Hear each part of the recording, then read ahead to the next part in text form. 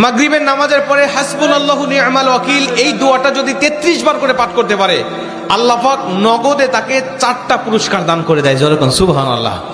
এবং এই পুরস্কারগুলো আপনি নিজের চোখে দেখতে পারবেন যে হাসবুনাল্লাহু নি'মাল ওয়াকিল এই দোয়াটা পাঠ করার কারণে আল্লাহ পাক আপনাকে কি কি বেনিফিট দান করেছে।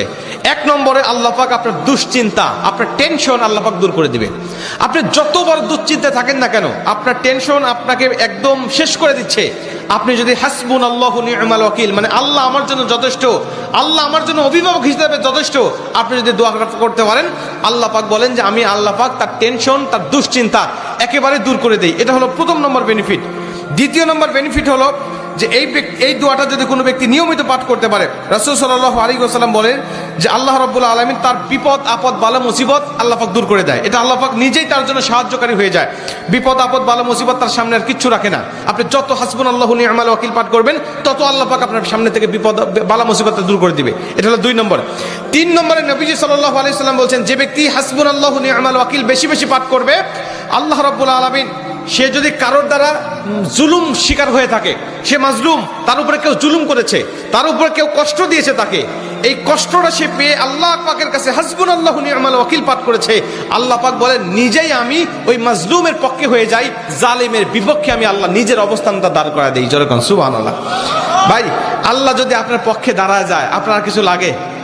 আল্লাহ যদি আপনার জন্য সাহায্যকারী হয়ে যায়, আর কিছু লাগে? আপনাকে কোন জালিম আপনার উপর জুলুম করছে, আপনি হয়তো বা সেই জালিমের কাছে আপনি কিচ্ছু না, একেবারে তুচ্ছ, কিন্তু আল্লাহ তো তার থেকে অনেক বেশি শক্তিশালী। আল্লাহ পাক বলে যে আমি তখন ওই মাজলুমের পক্ষে দাঁড়া যাই, ওই জালিমের বিপক্ষে দাঁড়া যাই, আমি আল্লাহ আমার নিজের মতো করে আমি তখন বিচারটা শুরু করে দেই। যেরকম সুবহানাল্লাহ।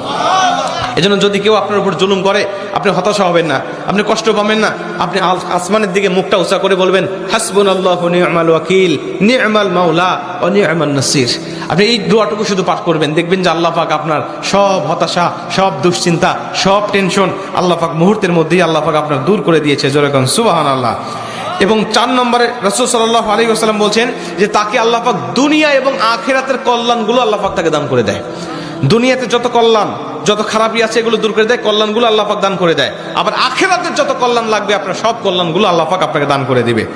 আল্লাহ পাক আমাদের সবাইকে এই 4টি ফজিলতগুলো পাওয়ার আশায় হলেও আল্লাহ পাক আমাদের সবাইকে এই হাসবুনাল্লাহু নি'মাল ওয়াকিল এটা মাগরিবের পরে 33 বার, অনেক মুহাদ্দিস বলছেন ফজরের পরে 33 বার, যদি কোনো ব্যক্তি 11 বার পড়তে চায় সমস্যা নেই, কিন্তু 33 বার পড়তে পারলে সবচেয়ে ভালো ফলাফল পাওয়া যায়।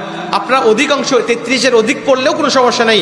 এক কথায় যে ব্যক্তি হাসবুনাল্লাহু নি'মাল ওয়াকিল বেশি বেশি পাঠ করবে, আল্লাহ পাক তাকেই এই ফজিলতগুলো দান করবে। যেরকম সুবহানাল্লাহ। যতগুলো আমলের কথা বলা হয়েছে আল্লাহ পাক আমাকে সহ সবাইকে